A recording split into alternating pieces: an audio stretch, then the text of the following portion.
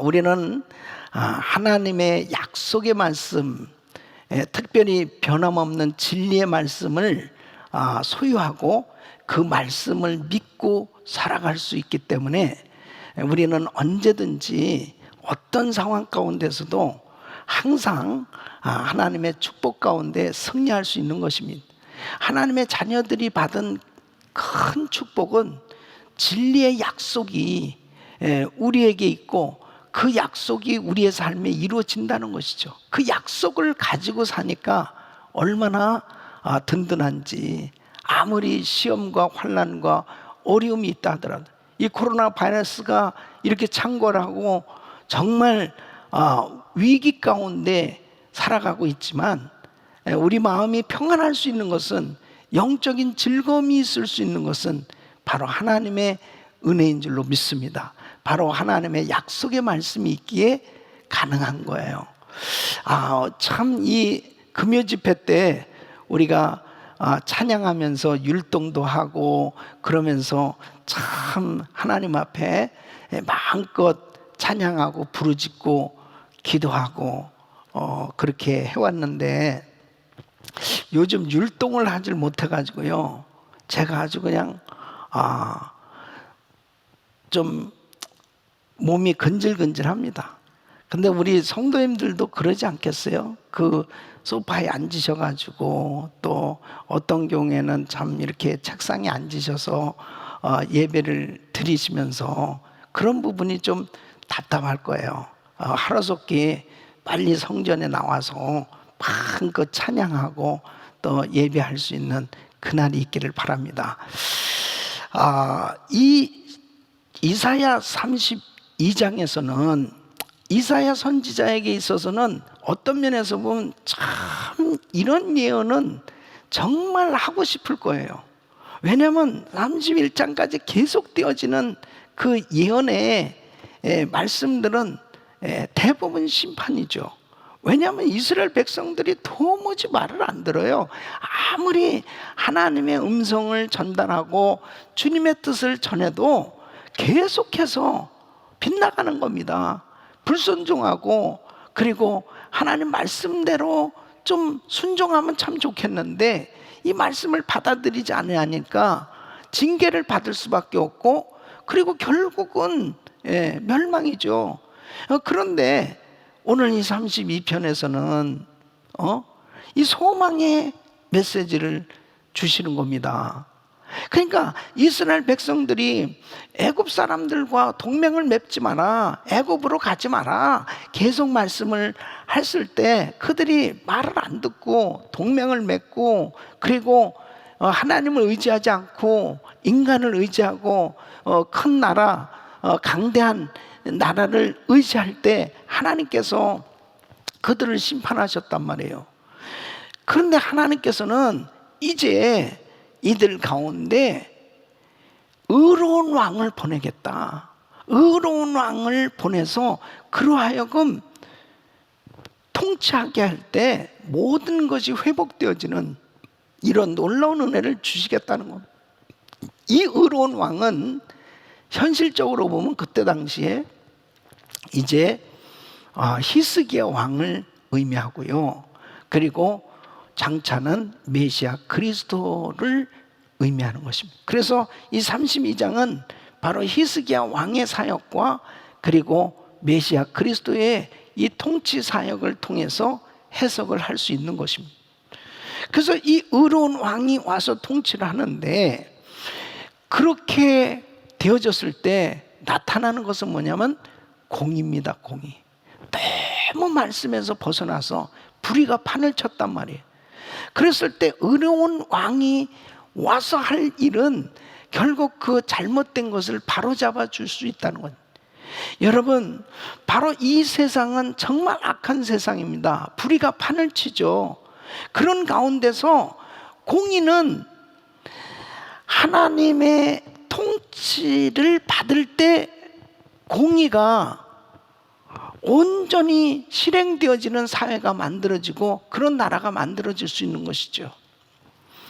그래서 이 특별히 의인들, 정말 하나님을 신실하게 믿는 사람들, 정말 하나님의 뜻대로 살려고 하는데 계속 삶 가운데는 환난과 시험과 어려움은 오고, 오히려 불의를 행하는 사람들은 득세하고 불의를 행하는 사람들은 여유롭게 살고, 그럴 때 제일 시험 드는 거 아니겠어요? 그러니까 바로 이런 죄인이 득세하고 존경받는 이러한 사회가 되었을 때 의인은 어떻게 살 것이냐, 그것을 말씀하고 있습니다. 자, 8절 말씀을 한번 읽어보겠어요. 8절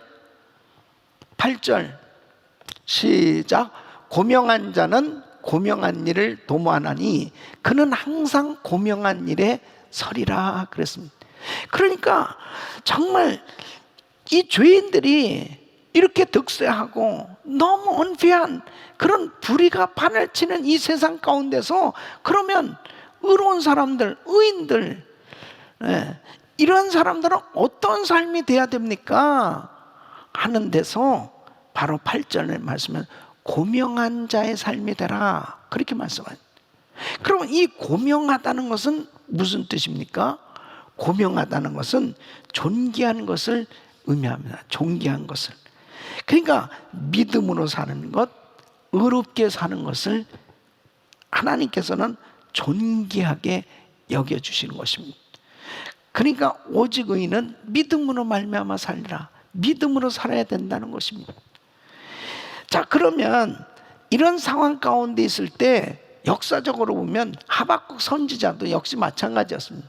이 아수르가 어떻게 이렇게 악인들이 득세를 하고 저렇게 막 하나님의 백성들을 괴롭히고 압제하고 힘들게 하고 약탈하고 어렵게 하는데도 저들은 점점 더 강대한 나라가 되고, 아니 어떻게 하나님의 백성들은 이렇게 힘들게 살아야 됩니까?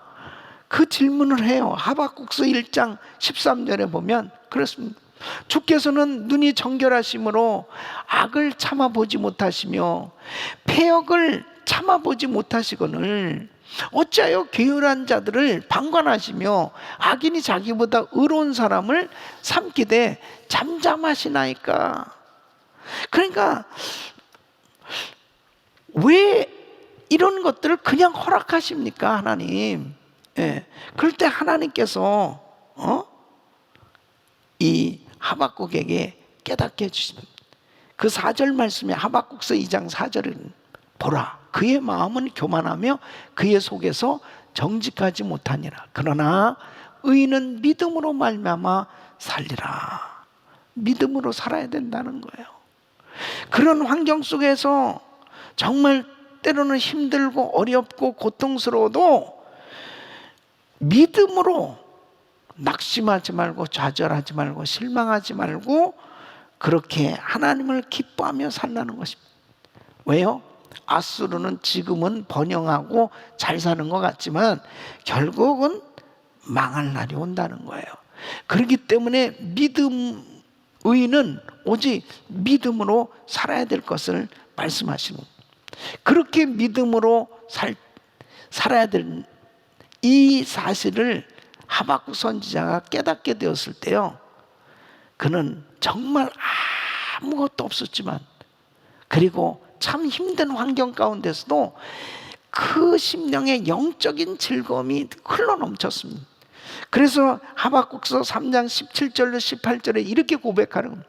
비록 무화과 나무가 무성치 못하며 포도나무에 열매가 없으며 감람나무에 소출이 없으며 밭에 식물이 없으며 우리의 양이 없으며 외양간에 소가 없을지라도 나는 여호와를 인하여 즐거워하며 나의 구원의 하나님을 인하여 기뻐하리로다. 할렐루야. 그러니까 깨달아야 돼요. 깨달아야 돼.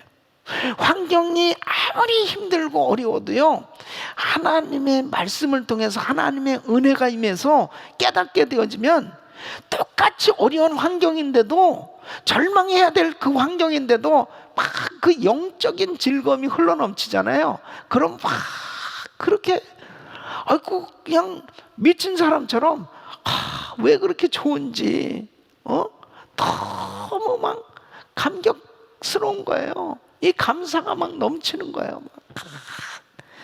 왜요? 하나님께서 책임져 주신다니까. 그리고 하나님께서 바로 믿음으로 살려고 하는 그 사람, 그것이 가장 은혜라는 사실을 깨닫게 되어지니까 그 믿음으로 살 수 있다는 것 그 자체가 바로 복이에요. 그것이 큰 은혜인 것입니다. 지금 이렇게 코로나 바이러스로 정말 힘들고 어려운 환경 가운데 우리가 지내지만 정말 우리 성도님들이 이렇게 기도 제목들을 드리고 그러면서 정말 우리도 누구인가 하소연할 때가 있잖아요. 그 전능하신 하나님을 찾고 그분 앞에 믿음으로 살려고 할 때 결국 그 길이 가장 안전한 길이요, 행복한 길이요, 축복된 길인 줄로 믿습니다. 자, 이 고명한 자의 삶을 살라고 그러는데 또 하나의 뜻은 뭐냐면 바로 관대하다, 그런 뜻입니다. 관대하다, 나누기를 좋아하는 마음을 의미하는 것입니다. 그러니까 이 혼자만 신앙을 지키는 것이 아니라 다른 고난 중에 있는 사람들을 돌아보면서 좋은 소식을 나누면서 같이 사는 거예요. 예? 이것이 고명한 자의 삶입니다. 그러니까 성경은 홀로의 의인이 아니고 이웃과 같이 하는 의인이 되라는 것입니다. 이웃을 사랑하고 이웃의 구원받기를 원하는 그런 마음으로 이 섬기는 것을 의미합니다. 에레미야를 보세요. 에레미야는 정말 말씀을 전하는 일이 너무나 고통스럽습니다. 그도 뭐 계속 좋은 예언을 할 수는 없으니까요. 이스라엘 백성들이 다 죄로 타락하고 우상 숭배한 그때 예언 사역을 해야 되니까 참 힘든 거죠. 예. 그 가운데서 계속 핍박을 받아도 그는 중단하지 않고 말씀을 계속 나눴어요. 바로 그것이 고명한 자의 삶이에요. 불이익을 당하고 힘들고 어려워도 저 사람들이 못 깨달으니까 저렇게 복음을 알지 못하면 결국 지옥 가는 거 아니에요. 그렇다고 해서 내가 말 전하지 않으면은 편할 수 있죠. 이제 불편해하는데 뭐하러 자꾸 저렇게 그냥 전하냐고. 그냥 지옥 가든 말든 그냥 내버려둬. 저 싫어하는데 왜 자꾸 복음을 전해? 근데 그게 아니죠. 고명한 자의 삶은 뭐냐면 나눠야 되는 거예요. 왜? 그 사람 살려야 되니까. 예? 또 뿐만 아니라 정말 하나님께서 우리에게 주신 은혜를, 축복을 나눠야 됩니다. 이것이 바로 고명한 자의 삶이에요. 이번에 우리가 행복 나눔 프로젝트를 하고 있습니다. 이를 통해서 얼마나 많은 성도님들이요 위로가 된, 격려가 돼요. 서로 나누니까 너무 행복한 거예요. 여러분, 이 특별히 복음은 계속 나눠야 돼요. 이 복음을 통해서 계속 살리는 이런 역사가 일어나야 되는 것입니다. 이것이 정말 내가 힘들고 어려워도 나누려고 하는 것, 이것이 고명한 자의 삶입니다. 이런 삶이 되라는 거예요. 불의가 판을 치고 정말 악인이 득세하는 이런 환경 가운데 있을 때 우리는 어떤 삶이 돼야 되느냐? 고명한 자의 삶이 돼야 된다. 그렇지 않으면 어떻게 되느냐? 똑같이 죄를 짓고 마는 거예요. 똑같이 이 세상에 그냥 휩쓸려 살아가는. 그러면 결국 어떻게 돼요? 죄밖에 짓는 것이 없죠. 그래서 우리 성도님들은 정말 이렇게 불의가 득세하고 죄악이 관영한 세상일수록 다 의인은 오직 믿음으로 말미암아 믿음으로 살아야 돼요. 끝까지 말씀 붙들고 그러면서 계속 나누면서 살 때 하나님께서 반드시 함께 역사하셔서 오히려 더 풍성한 삶으로 축복해 줄 줄로 믿습니다. 세 번째는 다가오는 심판입니다. 이 하나님의 경고와 약속에도 불구하고 유다 백성들은 이 회개할 기미를 보이지 않는 거예요. 이러니까 참 답답하죠. 예. 여기에서 이 9절 말씀 보면은 그렇습니다. 9절 말씀 보면은, 예? 너희 안일한 부녀들아 일어나 내 목소리를 들을지어다. 너희 염려 없는 딸들아 내 말에 귀를 기울일지어다. 여기서 안일한 부녀들, 염려 없는 딸, 이렇게 비유하고 있어요. 상징하고 있어요. 누구를? 유다 백성들을. 이건 뭐냐면 영적으로 무지하고 영적인 무관심한 그들의 영적 상태를 말하고 있습니다. 그러니까 결국 뭐냐면 계속 죄를 짓는 거예요. 그러니까 죄를 지으면서도 이거 깨닫질 못하는 거예요. 그러니까 안일한 여자들, 이렇게 안일한 부녀들, 이렇게 상징적으로 말을 하고 있어요. 이 안일함, 염려 없는이란 표현을 5번이나 사용합니다. 5번씩. 그러니까 안일함과 염려가 없는 것은 근심 걱정이 없는 상태를 말하잖아요. 그냥 하나님이 주시는 마음의 평안함으로가 아니고 그냥 무뎌져 버린 거예요.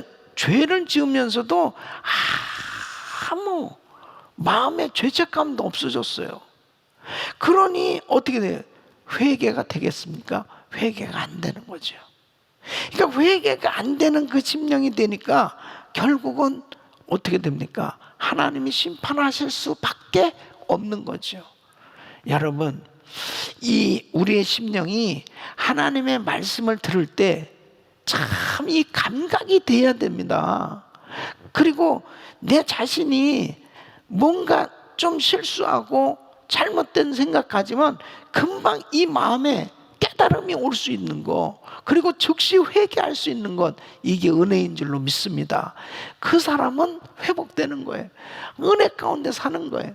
그런데 지금 이 백성들은 도무지 영적으로 무지해요. 참 영적으로 무지한 게 얼마나 안타까운 일인지 모릅니다. 지금 이런 코로나 바이러스 사태 가운데서 정말 깨달아야 되거든요. 이런 상황 가운데 하나님 앞에 정말 무엇이 잘못됐는지를 더더욱 깨닫고 주님 앞에 더욱더 마음을 낮추고 회개하는 시간을 갖는 그 사람은 큰 복을 받는 사람. 그런데 이 유다 백성들은 결국 너무나 안일했습니다. 너무나 무지했어요. 영적으로 너무 무지했어요. 그래서 결국 계속 죄를 지으니까 어떻게 됩니까? 죄를 뉘치지 않고 회개하지 않으니 심판받을 수밖에 없어요. 그래서 결국 BC 701년에 이 아수르는 예루살렘에 침략을 당함. 이 예루살렘이 침략을 당한 마을이 불살라지고 약탈당하고 엄청난 시험을 당한, 온 유다가 황폐하게 되는 이런 일들이 생겨진 거예요. 회개하지 않고 계속 거짓으로 일삼, 그리고 죄로 찌든 상태에서는 결국 하나님께서 심판할 수밖에 없다는 거죠. 회개하지 않는 개인, 회개하지 않는 가정, 회개하지 않는 사회, 회개하지 않는 나라는 결국은 숱한 경고에도 회개하지 않으면 목을 곧게 하다가 부러지는 그런 심판을 받을 수밖에 없다는 거죠. 계시록 2장 21절로 23절에 보면, 또 내가 그에게 회개할 기회를 주었을 때 그 음행을 회개하고자 아니하는도다. 볼지어다 내가 그를 침상에 던질 터이요 또 그로 더불어 간음하는 자들도 만일 그의 행위를 회개치 아니하면 큰 환난 가운데 던지고, 또 내가 사망으로 그의 자녀를 죽이리니 모든 교회가 나는 사람의 뜻과 마음을 살피는 자인 줄 알지라. 내가 너희 각 사람의 행위대로 갚아주리라. 여러분 보세요. 이 애굽의 바로 왕에게 계속해서 경고의 메시지가 있었습니다. 그런데 그 경고에도 불구하고 계속 불순종하니까 결국 어떻게 됐습니까? 이 바로 왕은 나라가 그냥 다 망할 때까지 끝까지 간 거죠. 그리고 결국은 애국 군대 추격하고 가다가 결국 홍해 바다에 그 군대하고 같이 함께 망할 수밖에 없었던 거예요. 그러니까 회개하는 것이 축복입니다. 회개의 기회를 놓치면 안 됩니다. 요나가 니느웨에 가서 말씀을 전할 때 놀라운 일이 벌어진 게 왕부터 동물까지 금식하고 회개했다는 거예요.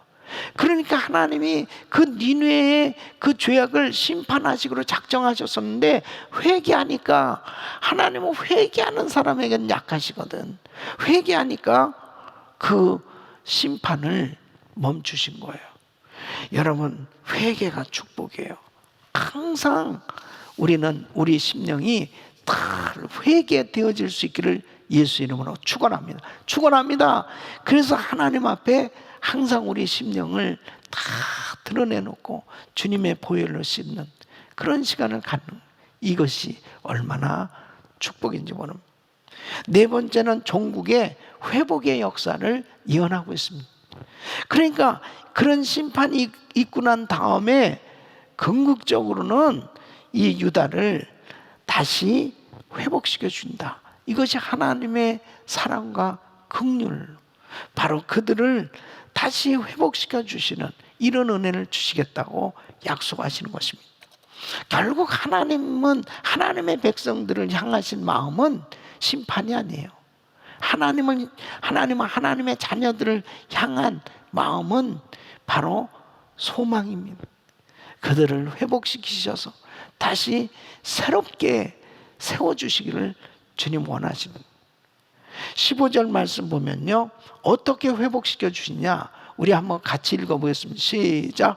필경은 위에서부터 성신을 우리에게 부어주시리니 광야가 아름다운 밭이 되며 아름다운 밭을 살림으로 여기게 되리라. 그래서 자, 필경은 위로부터 무엇을 부어주세요? 성신을 부어주는, 성령을 부어주시겠다는 것입니다.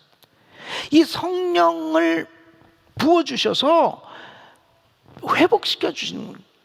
여러분, 이것은 놀라운 은혜입니다. 결국 이 황폐된 심령은 다른 어떤 것으로는 회복될 수 없어요. 바로 예수 그리스도를 영접하고 성령이 임할 때 그 황폐된 심령은 아름다운 밭이 되리니 그랬습니다. 바로 아름다운 그 심령으로, 부드러운 그 심령으로, 하나님이 기뻐하시는 그 심령으로, 온유한 심령으로, 가난한 심령으로 하나님께서 축복해 주신 줄로 믿습니다. 그럴 때 진정한 회복이 이루어지는 것입니다. 그래서 에스겔서 36장 26절로 27절에 이렇게 예언하고 있는 거예요. 또 새 영을 너희 속에 두고 새 마음을 너희에게 주되 너희 육신에서 굳은 마음을 제하고 부드러운 마음을 줄 것이며, 또 내 신을 너희 속에 두어 너희로 내 율례를 행하게 하리니 너희가 내 규례를 지켜 행할지라. 내 신을 너희 속에 두어 바로 내 영을 주시겠다. 그때 그 심령이 정말 하나님이 기뻐하시는 부드러운 심령으로 바뀌어지는 것입니다. 성령이 오셔야 이 불신과 이 황폐한 이 굳은 이 마음이 완전히 변화를 받을 수 있습니다. 순종하는 마음으로, 믿음의 마음으로, 그리고 부드러운 마음으로 그렇게 바뀌어질 수 있어요. 참 주님을 만나기 전에 삶은요 정말 황폐한 심령이죠. 예. 그러니까 주님을 알지 못하고 사는 사람들의 이 심령은 이 마음이 굳어 있는 거예요. 그러니까 정말 하나님께서 주시는 그런 영적인 즐거움을 깨닫지 못하고 사는, 그게 얼마나 안타까워요. 사실 저는 예수 믿기 전에는 예수 믿는 사람들은 지금 무슨 재미로 살까? 저 사람들은 술도 안 마시고 담배도 안 피고 세상적인 어떤 쾌락, 즐거움 이런 것도 추구하지도 못하고 매일 성경책 들고 이 교회만 다니면은 야, 저 사람들은 진짜 무슨 재미가 있을까? 그렇게 판단했었거든요. 자, 예수 믿는 사람들은 진짜 재미가 되게 없겠다. 근데요, 그렇게 세상에서 살 때 술도 마셔보고 담배도 피워보고 세상의 어떤 그런 즐거움을 사람들은 추구하고 살잖아요. 그러나 그 마음에 안식이 있냐고요. 안식이 없습니다. 늘 불안함이 있는 거죠. 그 마음에 늘 불편함이 있는 거예요. 그러니까 사람들은 더 빠지는 겁니다. 그래서 사실 이렇게 스트레스를 많이 받는 그런 직업을 가지신 분들이 있어요. 예. 특히 이 의사분들도 환자들을 계속 대해야 되잖아요. 이게 보통 스트레스가 아니죠. 여러분, 사실 이 환자가 병원에 올 때 웃으면서 오는 사람이 있습니까? 처음 들어오면서부터 인상 쓰면서 여기가 이렇게 여기도 딱 웃고 들어오는 데는 정신과. 정신과는 뭐 그냥 그래서 정신과 의사들도 같이 도는 수가 있는 거죠. 나도 이거 제정신인가 뭔가 이런 정도로. 근데 일반적으로는 그 과목은 다 그냥 힘들어요. 그러다 보니까 의사들이요 대부분 웃음이 없어요. 예. 의사분들 한번 만나보세요. 기쁨이 없습니다. 왜냐하면 계속 환자를 대하니까요. 환자를 보면서 뭐 웃으면서 그렇게 하겠어요. 뭐 그냥 남 아파 죽겠다는데 그냥 약 올리는 것도 아니고. 그러니까 이게 자동적으로 굳어진. 그러다 보니까 사람들이요 술도 많이 마시고 심지어는 마약까지 하는 그런 의사들도 있는 거예요. 너무 힘들다는, 너무 스트레스를 받아, 너무 어렵다는 거예요. 그런데요, 예수님을 만나고 나니까, 예수님 만나서 달라진 것이 뭐냐면, 저 같은 경우도 주님을 딱 만나니까 첫 번째 나타나는 것이 즐거움이에요. 왜 그렇게 좋은지. 이 성령의 열매 가운데 첫째가 사랑과 희락. 그러니까 하나님께서 부어주시는 그 은혜로 사람들을 보는 것이 틀려지는 거예요. 사랑의 눈으로 달라지는 거예요. 사람들이 다 좋아 보이는, 모든 사람이 그렇게 좋아 보이더라고. 예. 그리고 이 마음이 그냥 부들부들해지는, 예? 이 굳고 딱딱했던, 남을 판단하고 정죄하고 그랬던 이 굳은 마음이요 그냥 부들부들해지는, 그냥 사람들을 다 품어주는 그런 마음으로 바뀌어진. 이게 어떻게 훈련 가지고 되겠습니까? 그 다음에 그냥 희락이 흘러넘치는 거예요. 너무 행복하고 너무 좋은 거예요. 그때 무슨 제가 뭐 좋은 환경이었냐? 아니죠. 정말 힘든 환경이었어요, 환경은. 그런데 최고로 행복한 거예요. 최고로 행복한 거야. 막 이 성령님께서 내 안에 그 기쁨을 부어주시는데 상상할 수가 없는 거예요.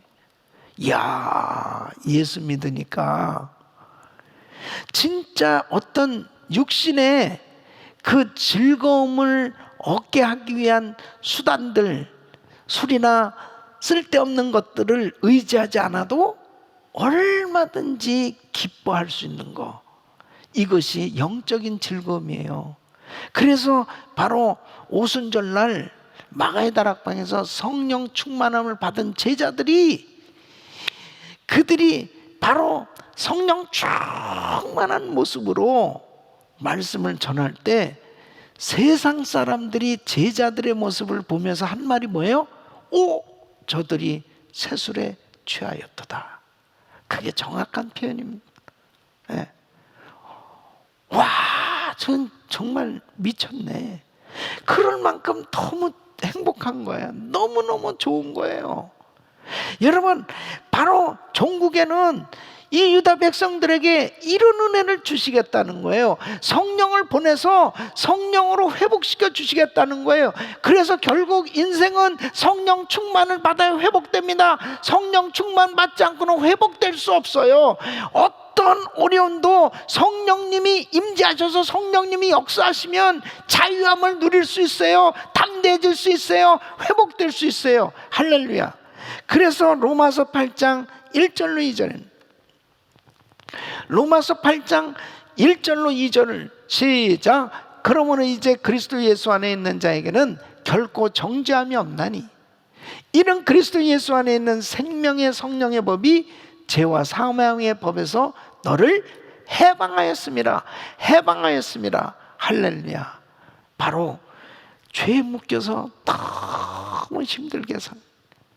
근데 성령이 임하고 난 다음에요, 바로 주님이 너는 이제 의인이야.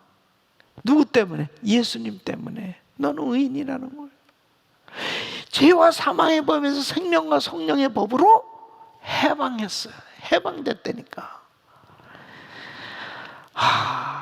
아멘 소리가 진짜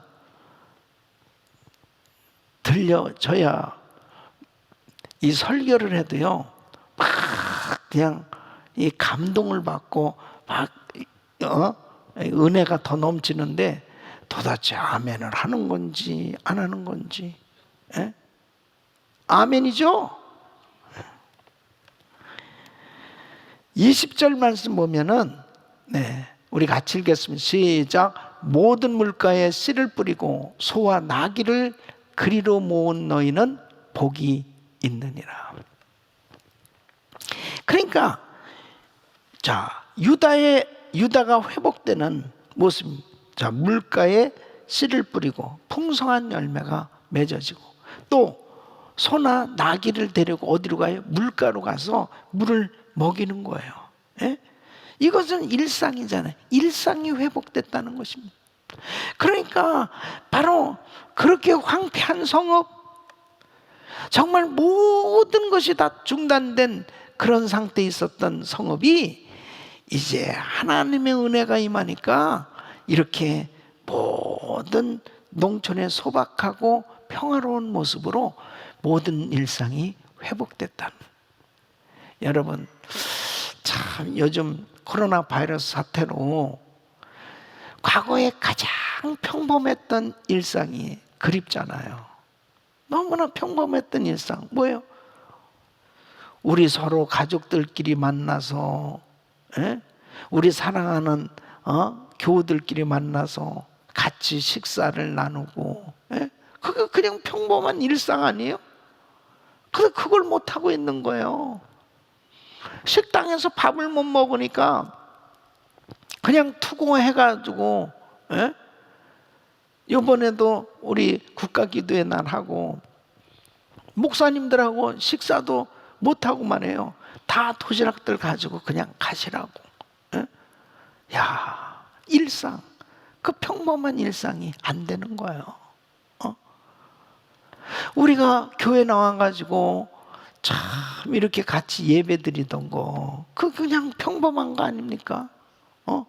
우리 성도님들이 이렇게 같이 말해요, 율동하고 찬양하고 예배 드리고, 이거 너무 평범한 거 아니에요? 그 일상, 이게 안 되는 거예요. 이 성전이 이렇게 텅텅 비어가지고 말해요. 이게 찬양팀도 몇 명 여기서 서지도 못해요. 그리고 이분들도 얼어가지고 내가 설교하다 아멘도 잘 못해. 그냥 아멘, 아멘. 그러니까 일상이 평범했던 것이 안 되고 있어요 지금.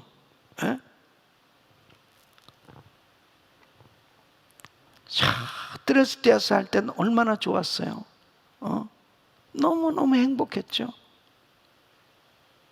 지금 접촉할 수가 없어요. 그 평범했던 것들이 다 못하고 있으니까요. 어떻습니까? 그냥 뭐 대단한 것보다 그냥 소박한 평범한 그 모든 것이 일상이 회복되게 하여 주시옵소서. 지금 그겁니다. 유다 백성들이 이 성읍이 황폐돼서 아무것도 하지 못하는 이런 상황 가운데 있을 때 하나님께서 위로부터 성신을 내려주신, 하나님의 성령이 임하게 되었을 때, 하나님의 은혜가 임했을 때 그 일상을 다 회복시켜 주시겠다는 것입니다. 하나님, 하루속히 이 코로나 바이러스를 소멸시켜 주시고, 이 코로나 바이러스는 주님의 손에 있습니다. 주님께서 이 전염병을 소멸시켜 주시고 하루속히 일상이 회복되게 하여 주시옵소서. 일상이 회복될 때 우리 성도님들이 느끼셔야 됩니다. 아, 감사하다. 정말 주님 감사합니다. 이제는 작은 거 하나에도 감사할 수 있습니다. 교회 나와서 예배 드리실 수 있는 것만 해도 감사하죠. 그냥 우리 성도님들끼리 같이 만나서 식사만 할 수 있는 것도 뭐예요? 감사해요. 전도할 수 있는 것도 감사해요. 이렇게 사람 만나가지고 대화하고 그리고 말씀 전할 수 있는 것도 이것도 감사라니까요. 우리가 직장 생활하면서 평범한 직장 생활을 하는 것 그 자체도 너무 감사한 거예요. 이게 다 하나님의 은혜입니다. 그러니까 하나님의 은혜가 임해야 사는 거예요. 하나님의 은혜 가운데 모든 묶였던 것들이 다 풀어지는 역사가 일어나게 되는 것입니다. 그래서 성령이 오셔야 바로 묶인 것에서 자유함을 얻고, 그리고 하나님께서 주신 은혜로 모든 일상이 회복되고 풍성한 열매를 맺게 되는 이 놀라운 은혜가 임한다는 것입니다. 이 약속이 결국 오순절날 마가의 다락방에 임했고, 그리고 그 놀라운 약속은 저와 여러분에게도 임한 줄로 믿습니다. 그래서 지금은 성령 충만 받기 위해서 늘 간구해야 되는 것입니다. 마치 요한복음 4장 10절에 목마른 사마리아 여인에게, 영원히 목마른 사마리아 여인에게 주님이 말씀하셨던 것처럼 예수께서 대답하여 가라사대 내가 만일 하나님의 선물과 또 내게 물 좀 달라 하는 이가 누구인 줄 알았다면 내가 그에게 구했을 것이요 그가 생수를 내게 주었으리라. 요한복음 4장 13절로 14절에 예수님께서는 구체적으로 말씀하십니다. 예수께서 대답하여 가라사대 이 물을 먹는 자마다 다시 목마르려니와 내가 주는 물을 먹는 자는 영원히 목마르지 아니하니 나의 주는 물은 그 속에서 영생하도록 솟아나는 샘물이 되리라.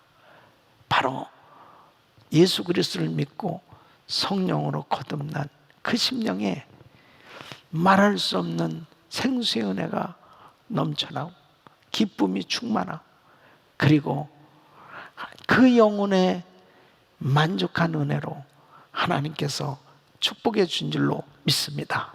그러므로 우리는 항상 주님의 그 물가에 나오면 그 영혼이 늘 갈급한 그 심령에 하나님의 은혜로 채워주시는 그런 축복을 받는 것처럼 우리는 날마다 주님의 은혜의 강가, 주님의 그 은혜의 물가에 늘 잠겨 있어야 되는 거예요. 그 성령 충만한 가운데 살아야 됩니다. 시편 1편 3절에 우리 같이 저는 시냇가에 심은 나무가 시절을 쫓아 과실을 맺어 그 잎사이가 마르지 아니한 같으니 그 행사가 다 형통하리로다. 할렐루야. 우리 사랑하는 성도 여러분, 이런 코로나 바이러스 사태 가운데 참으로 모든 일상들이 이렇게 정지되고 그리고 황폐해져 가고 있습니다. 이런 가운데서 우리는 하나님의 거룩한 성령으로 충만하지 아니하면 이 마음이 황폐해질 수밖에 없어요. 세상에 계속해서 우리 마음이 빼앗길 수밖에 없어요. 그러나 바로 성령 충만하면 이 기쁨, 이 은혜를 아무리 어떤 어려운 환경도 뺏어갈 수 없는 것입니다. 하나님의 은혜로 충만해야 돼요. 바로 거룩한 성령으로 충만하면 이 어려운 난국 가운데서도 우리의 영혼에 말할 수 없는 즐거움, 기쁨이 흘러넘치며 감격하는 신앙생활이 되는 줄로 믿습니다.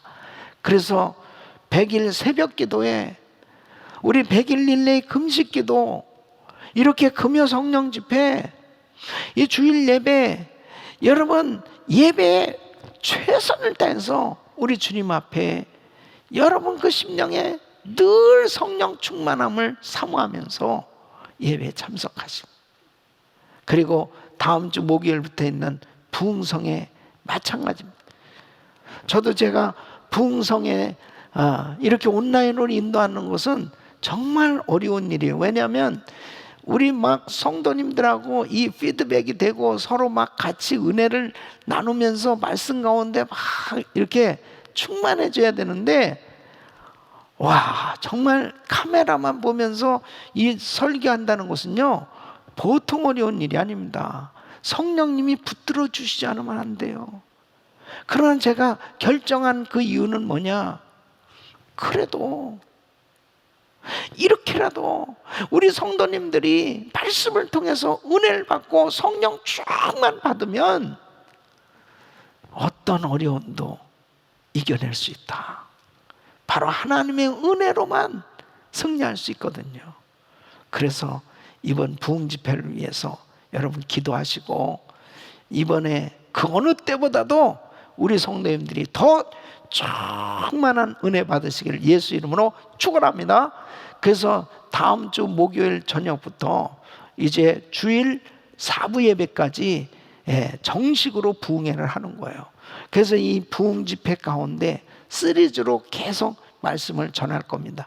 하나님께서 우리 성도님들 한 분 한 분 아주 하나님 마음에 꼭 드는 사람들로만 세워지기만 하면 세상에 뭐 어떤 어려운 일이 있어도 걱정할 거 없어요. 우리 주님이 책임져 주시고 여러분들을 붙들고 쓰시고 또 위대한 간증자로 세워주실 줄로 믿습니다.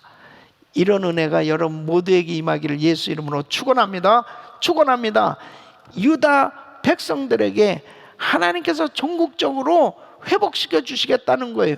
그 회복은 위로부터 성신이 임함으로 회복된다는 것입니다. 바로 우리의 회복도 역시 마찬가지예요. 힘으로 되지 않고 능으로 되지 않아 나의 신으로 되느니라. 바로 하나님의 성령이 임하면 우리의 연약한 모든 부분들, 우리의 육체의 질병, 그리고 우리를 얽어매고 있는 모든 사단의 세력도 다 떠나가는 역사가 일어나게 되는 거예요. 성령 충만한 은혜가 임할 때 하나님께서 부어주신 놀라운 은혜로 모든 것들이 회복될 것입니다. 오늘 밤도 이 말씀 붙들고 기도할 때 우리 성도님들 그 심령에 말할 수 없는 성령 충만함이 임하고, 그리고 말씀 붙들고 기도할 때 바로 여러분의 모든 삶 가운데 그 모든 기도 제목들이 하나님의 은혜로 응답받는 이런 역사가 일어날 줄로 믿습니다. 이런 은혜가 우리 성도님들에게 임하기를 예수 이름으로 축원합니다.